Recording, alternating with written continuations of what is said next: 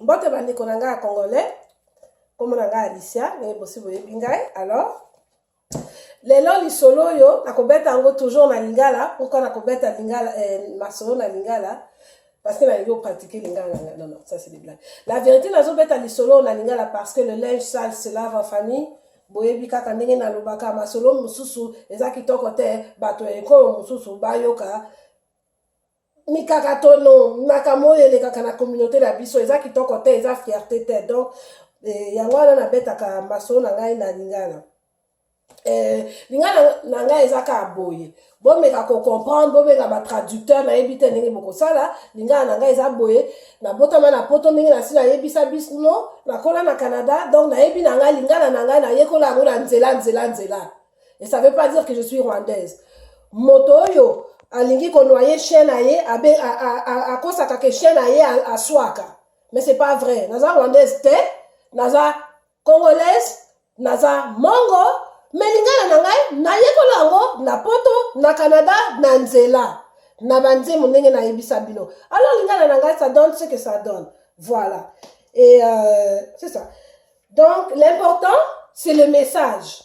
hein l'important c'est le message congolais lingi mingi ko finga ne tirez pas sur le messager écoutez le message boyoki bandeko na ngai on s'en fout du messager tolingi toyoka message ya lelo eza nini ndenge na yebisi bino bokosala oyo bolingi na information na kopesa bino lelo mais message ya lelo eza pourquoi parce que nga nazobenga unité na kati ya communauté congolaise mpona unité ezala na kati ya communauté congolaise faut to se comprendre bandeko na ngai et mpona to se comprendre faut toyeba pourquoi moto intel aza na bizaleli oyo aza nango pourquoi n'est-ce pas tout motema mabe ya bacongolais oh congolais ennemi ya congolais eza congolais ennemi ya congolais non nalingi sous vocabulaire wana te ndeko ya congolais eza congolais ennemi ya congolais eza moto ya libanais eza congolais te d'accord mes frères et sœurs donc totika liloba wana parce que makanisi na biso yango nde ezosala vie na biso destin na biso vous allez comprendre dans moi lisolo na kobeta lelo. Alors, dans l'isolo, na kobeta lelo, comme na l'isolo nangai, ezaki na lingi ko présenter bino pyramide de Maslow. Pyramide de Maslow, bato ebele bosi boyebi ango, mais pas na boye oyo boyebi pyramide de Maslow te, yango oyo nazo présenter bino pyramide de Maslow. Pyramide de Maslow, donc, déjà, eza pyramide, d'accord? Et ensuite, nako komela bino, comme na ye, c'est pas moi qui l'ai inventé, makamo nazo loba, soki bolingi, boke na YouTube, boke kobeta Maslow. Comme na ye, Maslow, ok? Boke kobeta ye. Aza psychologue moko, asala ba classe, tout ça, ye moto ayana, likambo yo, ya pyramide de Maslow.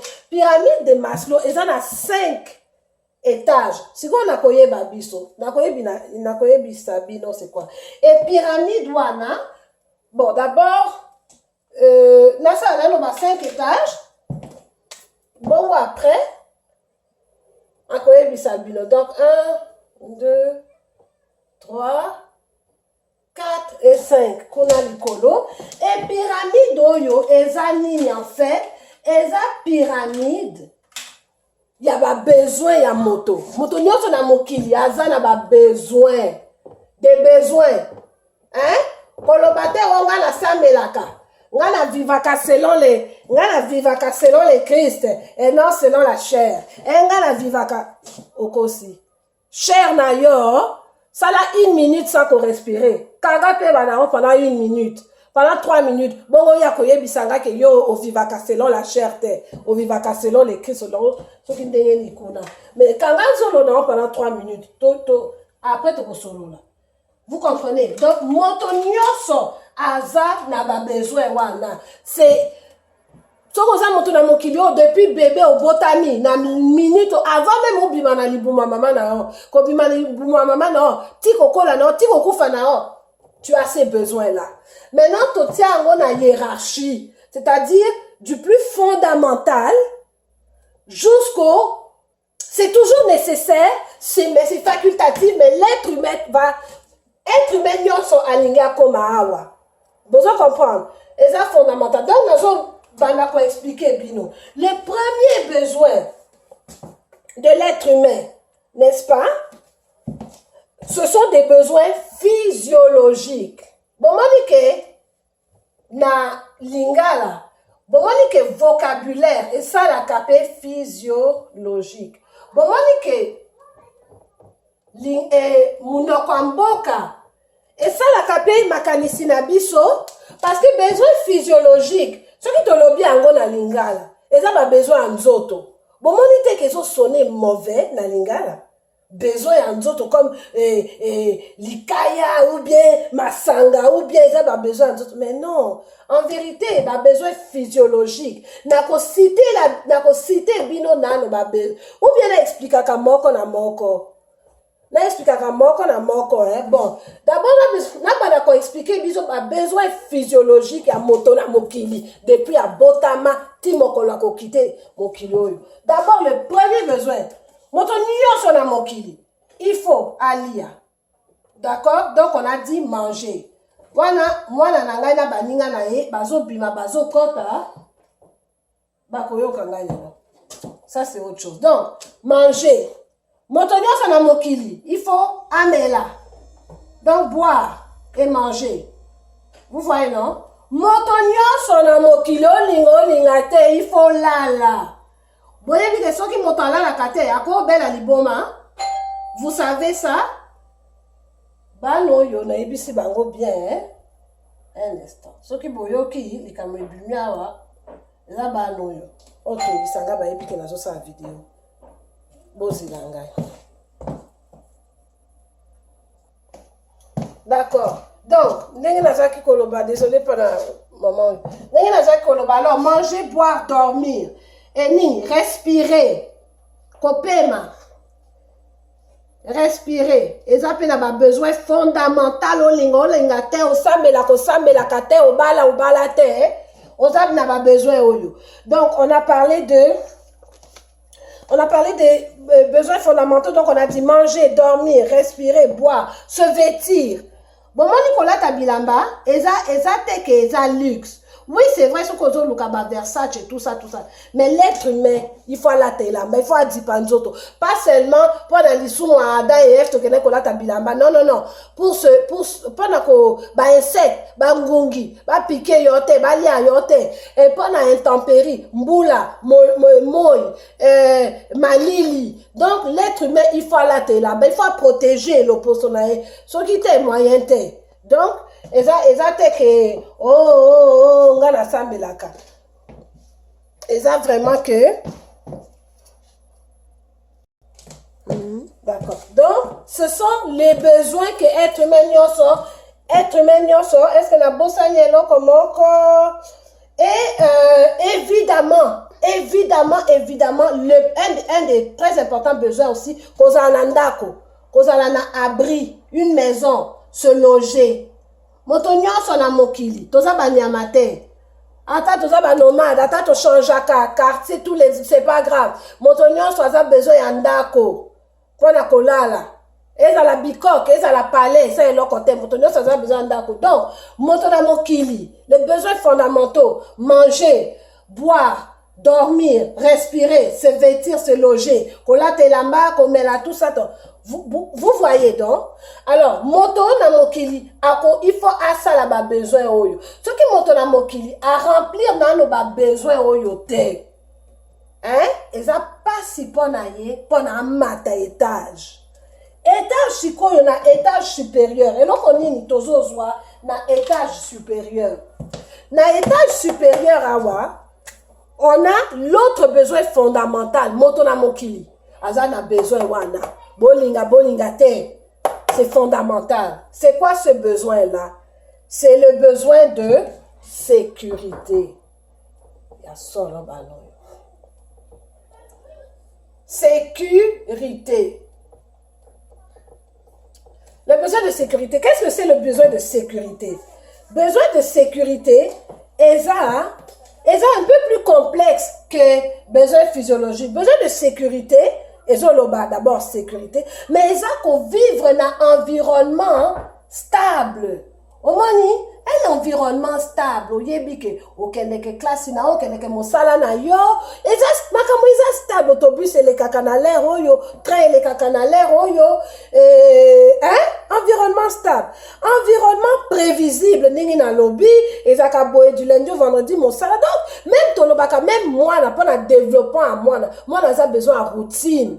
Donc stabilité moi il faut yeba ke na l'air oyo toliaka na l'air oyo tolalaka na l'air oyo tolataka bilamba boye mpona kokende boye mais mpona kosaka na libanda tolataka elamba oyo tobrosaka mino avant kolala tout donc mwana aza besoin de routine mwana aza besoin de stabilité tolobaka yango voilà l'être humain aussi a besoin de stabilité kozala na environnement de sécurité lingi pe koloba quoi kozala sans anxiété sans crise kozala te comme kobanga siko tokokota moto akokotela biso tokolala moto akokotela biso na ndako na butu soki donc toza besoin il y a par exemple la protection de la loi toza besoin la loi ezala la loi moto au-dessus de la loi azala te ata biso na bapoto oyo oui bato ba escrokaka ata ba président na biso mais toyebi quand même que soki bakangi ye d'une façon ou d'une autre bakosala ata mwa semblant moko ya ko prosécuter ye d'une façon. Vous comprenez? Donc, il faut tous avoir confiance dans la loi, dans mibeko. Faut tous avoir dans mboka ya mibeko. Faut tous avoir dans mibeko, dans ndako, dans mibeko, dans classe. Donc, l'être humain a besoin de mibeko. Ça le fait se sentir en sécurité. Ce qui te dit que mibeko ezate, le kole pa na biso na Congo, mibeko ezalakate. Okosala oyo okosala soko za na mbongo. Ezako tia insécurité na kati ya peuple. Vous comprenez donc? Mibeko nul n'est au-dessus de la loi. D'abord. Ensuite, sécurité eza nini pe. Sécurité eza ba hôpitaux, na ba services sociaux. Vous comprenez? Ça aussi, ça fait la sécurité dans un pays, dans une communauté. Koyeba ke les longa soki na beli, na kokende na hôpital, ba vrai docteur, tout est pris en charge. Bah vrai diagnostic, bah vrai appareil, tout. Et ça te bah charlatan, mon corps, bah koya ko soigner non. Naebi que tout est pris en charge. Donc, kozala na ba hôpitaux, na ba clinique, zemi nangai, na zo kende, bazo talangai, naebi que na la sécurité. Moi na beli, moi fièvre, na koko memeye na moi clinique, moko boye. Ça fait la sécurité dans le cœur d'un citoyen. Ayebi que, oui. Naza quand même l'environnement, gouvernement, tout ça, aza koti anga na sécurité, quartier, mboka na vanda ka ville, na vanda ka eza na sécurité. Ya wana mboni ke bato ba kati saka, po ba ya awa na bamboko oyo, parce que ba yebi ke na bamboko oyo, ba kozwa, na besoin physiologique, na besoin de sécurité, et ça pour la bâtonnière, n'est-ce pas? Donc, dans la sécurité, on veut de la stabilité. Tolingi ba mibeko, ba loi ezala bien, tolingi ba hôpitaux ezala bien, et toza besoin, toye ba ke bon, mais koko la biso na mutute. Donc, ba pays qui sont en guerre, il n'y a pas de stabilité. Boye bite bokola na butu bon, mais koko la bino, bato ba kokote la bino na ndako, ata moto sali yo mabe, yesu kaza na mbongo, akangisi yo. Donc, l'être humain a besoin de sécurité.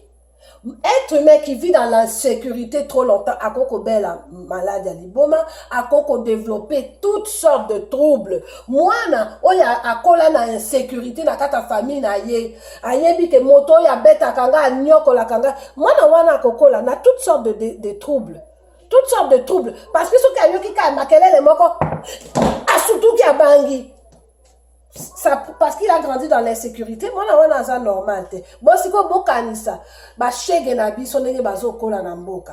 Mais ça c'est un autre sujet, on va y arriver. Bana wana bazo kola na insécurité, baza ni na ba besoin physiologique, ni na ba besoin de sécurité. Bokanisa bana wana, c'est nos citoyens du futur. Dans 20 ans, bangonde ba mikondi mboka, bangonde bato ba kosima mboka. Mais bana wana bakoli sans que leurs besoins physiologiques ni que leurs besoins de sécurité soient remplis. Je ne sais pas qu'est-ce que ça va donner comme population dans 25 ans.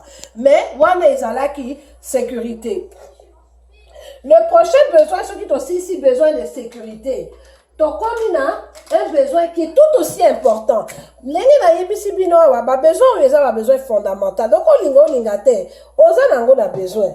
Alors le troisième besoin qui est un besoin fondamental, c'est le besoin d'amour, d'appartenance, d'affection. Donc on appelle ça le besoin d'appartenance.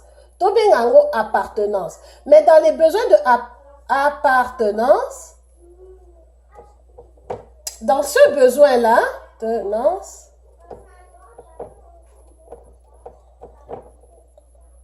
dans le besoin d'appartenance, on retrouve le besoin d'amour. On retrouve le besoin d'amour, le besoin d'affection. Affection. Et besoin oyo, eza besoin moko, et ou takepa ya bateau. Pendant amour et affection, voilà, ils ont besoin et vous t'accueillez pas na bateau. Donc, à partir de bateau, il faut y avoir que ils ont famille nangai. C'est ça le besoin d'appartenance. Bateau na yo, hein? Nege bino ba Congolais bobenga ka ba dedan nangai. Ba dedan, ba ngoyo. On a besoin d'appartenance, besoin d'amour et d'affection. Ba dedan. Famille na yo, moi si mobile na yo, et peu importe, communauté na yo, communauté, quartier, nakolo bati quartier, na yo ovandaka, et classe yo kendeke, soko kendeke classe moko. Soko kendeke classe moko. Sikoyo, na komi classe kutoalinga comme école, classe, famille, communauté, mon Dieu, un groupe, un pays, mboka na yo. Nenge biso tolobaka tribalisme. Bon, c'est vrai que tribalisme est gros la mabine à côté mususu, mais tribalisme c'est important parce que moto il faut yeba naza mulumba, naza mongo, naza lokele, naza mutetela, naza peu importe. Il faut yeba appartenance na yo, c'est normal. Et ça pas comme un tribalisme te, il faut yeba appartenance na yo. Aux autres comprendre. Pendant ni tous a besoin à Kobala, parce que tous a besoin à famille, tout ça. Après ça, je vais aller plus vous expliquer, mais besoin d'appartenance. Aux a besoin y a clan na yo. Aux a besoin na équipe. Le quoi la biso équipe na biso les léopards. Donc une équipe, hein? Équipe na biso à football, les léopards. Mon Dieu, une équipe sportive, une communauté, un groupe. Donc bateau na yo. Awa, eza ipa yo moko umitiaka ke non awa, bato na ngai naza moto awa. Vous comprenez? C'est ça. Ok? C'est le besoin d'appartenance. Ensuite,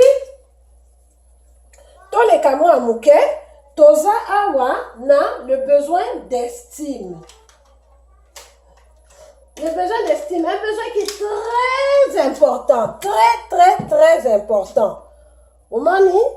Estime. Toyoka kango souvent. Oh, motoyo, elle n'a pas une bonne estime d'elle-même. Motoyo, azana confiance na yete. Azana estime na yete. Estime, c'est quoi? Estime, c'est-à-dire que confiance en soi. Respect na yo moko. Moi, je dis, angana kamata. Copa main, c'est vraiment très chaud. Ça, là, comme éclairage, donc, l'estime de soi, hein? Et ça, le respect de soi, mais surtout l'appréciation des autres à notre égard, l'estime des autres. Awa tolingi batoba linga biso, tolingi tomiyoka bien. On pardonne gana mena moi mon cœur. Merci. C'est ça. Awa donc estime de soi. Tolingi tomiyoka ke oui, ngape na za moto. L'amour propre, gape naza moto, batope bazo mona ke naza moto. Vous comprenez, non? Donc, c'est ça. Tolingi batoba linga biso, tolingi batoba considérer biso, tolingi batoba batombola biso, bakumisa biso, babwaka biso, n'est-ce pas? Alors, c'est ça, le besoin d'estime. Et ça, un besoin important et fondamental. Bato. Pour ces besoins, les gens sont capables de faire mille et une choses. Oh, boyébité, on va parler ensuite. Pour remplir ces besoins, le besoin d'estime. Et le dernier besoin en haut, le dernier besoin, mais non le moindre, ils ont besoin, il y a, là, ça va, moi, crayon, yo, le besoin d'accomplissement. Vous comprenez, non? Accomplissement, donc, qu'on s'accomplir. Motonyon son amokili. Aza besoin de s'accomplir.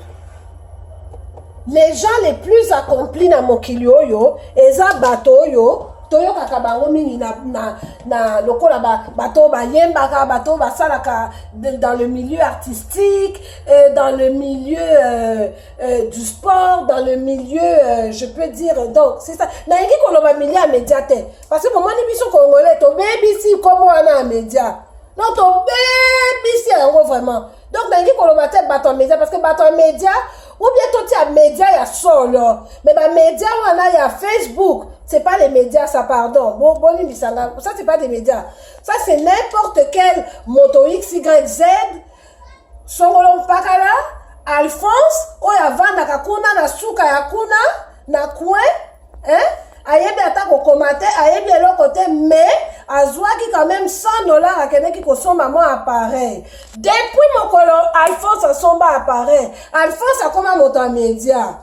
Mais Alphonse, et là qu'on a moutouté, et là qu'on a pocheté, mayele, pété, lokuta, la monoko, mais Alphonse a lobby, a commis média. Alors, on a l'ingité, côté à média, na tout ça. Mais à côté à tous les gens, oh, bayembaka, les acteurs, les chanteurs, les, topé, c'est exemple, par exemple, Papa Wemba. Papa Wemba, la communauté, na biso, ça montre, oh, à s'accomplir. Donc, qu'on s'accomplir, plus que Papa Wemba ezate, n'est-ce pas? N'a pas sabino exemple abanaki muke, abanaki awa, n'a pas besoin physiologique, azo lukako li, azo lukako moi sécurité, moi appartenance, a comment bandiemo ayema na tout. Donc il s'est accompli fois 3, ti a koufé la biso na scène.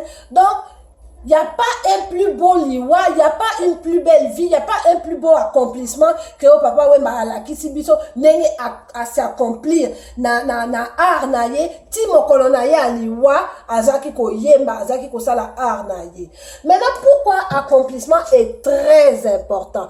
Parce que accomplissement eza oyo oza vraiment na kati na yo. O moto akoko yiba yo te. Ce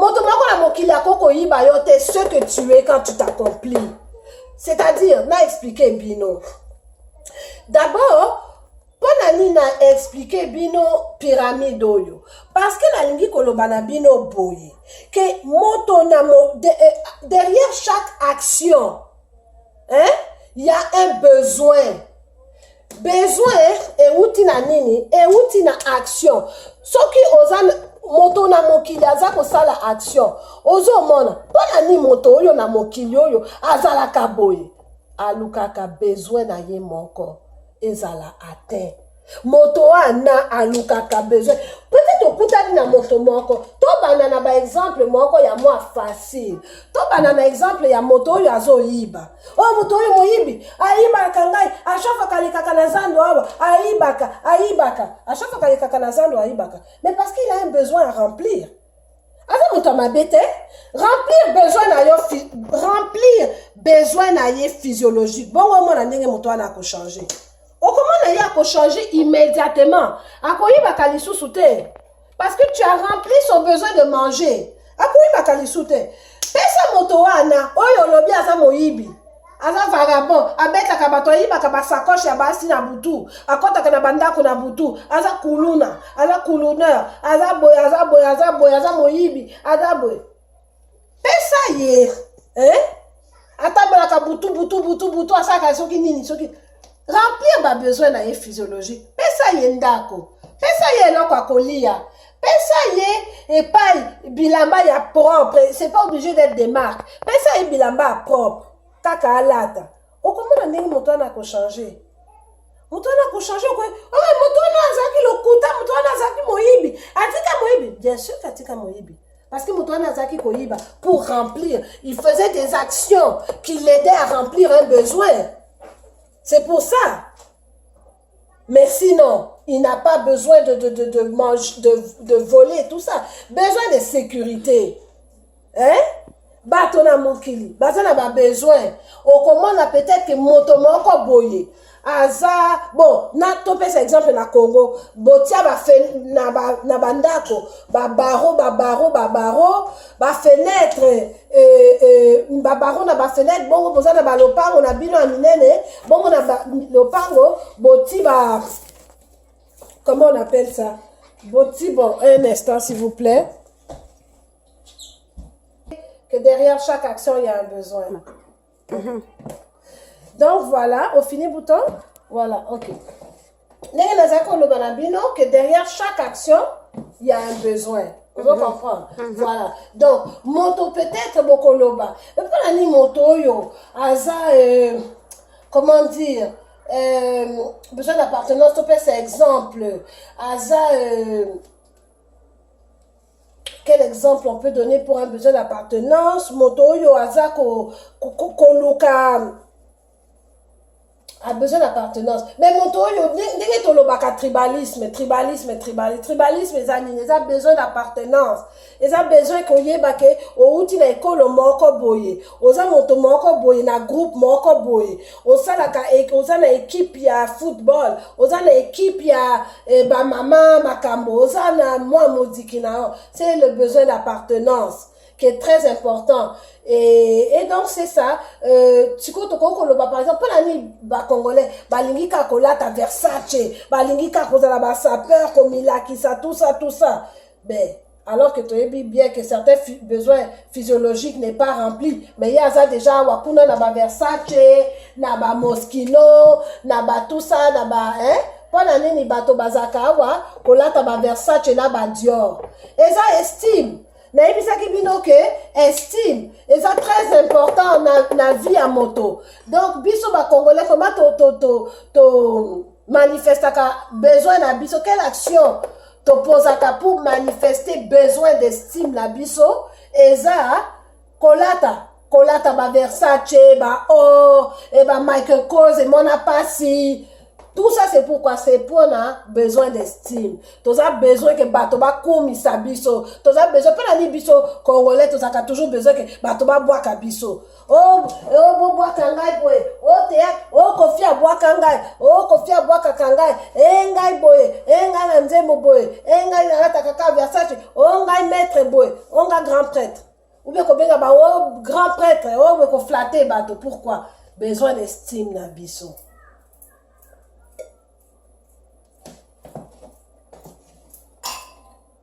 Et pour terminer, ils ont besoin très important. Mais tu comme kunate, biso ba Congolais. Tu comme a besoin d'estime yote.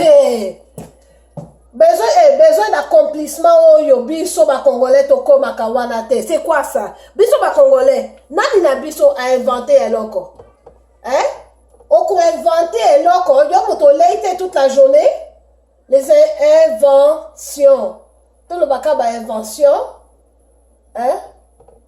Ba invention, ba lobio, ba Congolais, ba jeune à Congolais, tala ba mindele, ba saila bino Facebook, mindele ba za ko inventer makambo, mais biso ba tomino to za ko inventer l'autre côté. Pourquoi to za ko inventer l'autre côté? Parce que to za ko s'accomplir te. Pas ko inventer. Pourquoi? Moi tout ce qu'elle a été, elle n'est pas à coller la tête, elle a la sécurité, elle a l'hôpital à se soigner, appartenance c'est ça, bon mon tako qu'elle est comme ça l'invention, na nengeni. Et bien ouais il y a courage, motivation, il y a comme ça l'invention. Alors quand même pas à coller la tête, et pas à coller là, et pas à coller, hein? Bon moi qu'elle est comme ça l'invention, c'est pas possible. Vous comprenez? Donc, il y a un que biso ba Congolais, to s'accomplir sa kate. To ça qu'on n'est pas libéré à s'accomplir. Soit dans la carte musique, hein? Soit dans la carte musique, ou bien ce qui musique te. Et ça, ni to s'accomplir sa kate. Mon Dieu, ceux qui ministre musique te, to ça ba pasteur, to ça nanda kwa nzambe.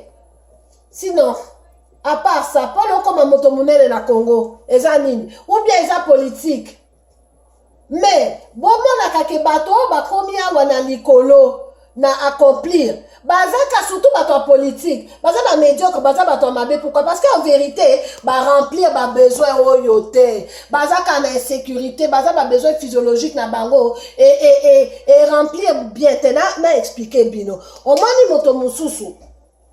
Aye na pouvoir, mais aza tellement na ba séquelle, na tango azaki ko zanga. Hein? Ata akomi awa, ata aza na biloko akoli à volonté, aza na ba séquelle, azaka moyibi. Parce que auti awa mati mbala moko kuna azwi tante ya kosala makambo oyo par étape. Parce que ezalaka ndenge ni aussi cette étape oyo, au mati étape oyo, mati étape oyo, mati étape oyo. Étape oyo n'est pas obligé d'être rempli à 100% pour nos matin. Mais moi, quand même, 75%, il faut qu'ils la remplir pour nous qu'on un étage ya supérieur. Vous allez comprendre. Donc, c'est ça que, bon, mani ba politicien na biso baza miyibi, baza ba médiocre, parce que ba uta ki directement awa. Ko uta ba uti awa, directement ba mati awa. Vous allez comprendre. Et là, comme nous avons koloba na bino, c'est quoi? Bino bolobi que Congolais, ennemi à Congolais, eza Congolais. Ngana lobby, c'est faux. Botika koloba liloba wana, c'est faux. Congolais, aza moto a boboto. Congolais, aza moto a poli. Nazo ba Congolais, mais en vérité, ngana ngaka koloba Zaïrois. Zaïrois, aza moto ya poli. Zaïrois, aza moto a boboto. Moto a famille. Zaïrois bokutali na ebo yebani te lelo ka mama zo bengo mama nga soki na kutali na moto aza mokolo na nga na obenge papa na obenge tantine na obenge tonton donc toza bato poli toza bato boboto toza bato famille soko ye pa na nga ka pe na yebi ke soki na ye pa na bino na koko bima te samo pesa nga ta kopa ji toza bato to milingani eloko nini esali ke toza boye eloko nini to milingani c'est quoi? C'est le besoin d'appartenance, non? Toza bato toza famille to milingani besoin d'appartenance na biso eza makasi mais pona nini en face to milingani mais soki to baluki mokongo tozo mitonga tozo miswana tozo misala n'importe quoi. Pourquoi? Parce que ba besoin physiologique na biso na besoin de sécurité na biso n'est pas rempli.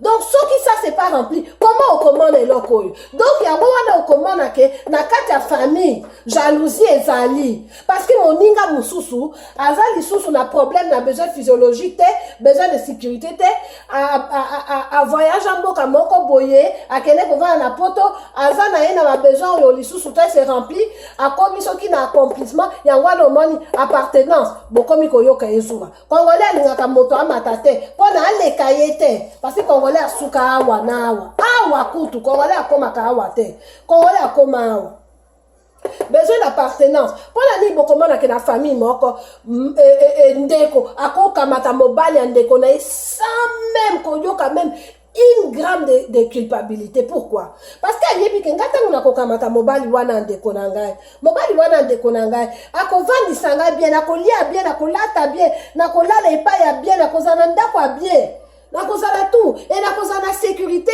bana na ngai bakoyekola bien na stabilité na ba hôpitaux ya kitoko donc nakamata yango na omoni ke oui alingaka ndeko na ye mais tellement que besoin na ye eza makasi bokoloba aza ndoki te eloko nini poussé ye akamata mobali ya ndeko na ye eza